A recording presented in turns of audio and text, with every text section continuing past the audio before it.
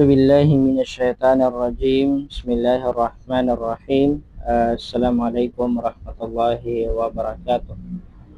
Magandang umaga sa lahat mga minamahal na kapatid sa pananampalataya Islam. So lagi natin salamatan, purihin ang Allah subhanahu wa ta'ala sa mga biyaya na natatanggap natin o natatamasa natin at kinamasanan natin mga kapatid.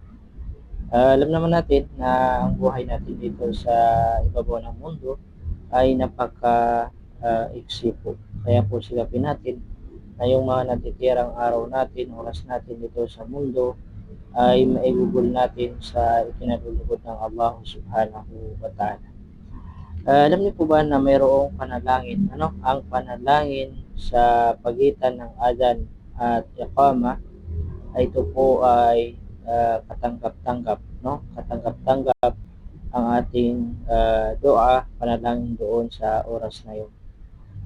Ang dalil ay yung hadith na nanggaling kay Anas ibn Malik radhiyallahu an, na kinaludan siya ni Allah subhanahu wa ta'ala.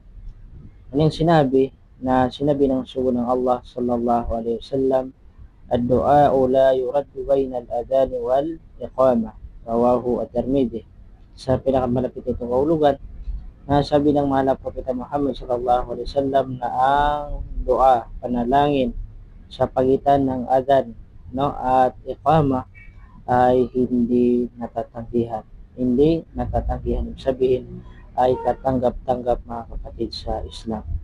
Kaya naman kapag tayo ay nasa masjid na tayo ay naghihintay ng iqama, ay paramihin natin yung panalangin doon, dahil katanggap-tanggap po yung ating dua doon sa oras na yun mga kapatid sa Islam.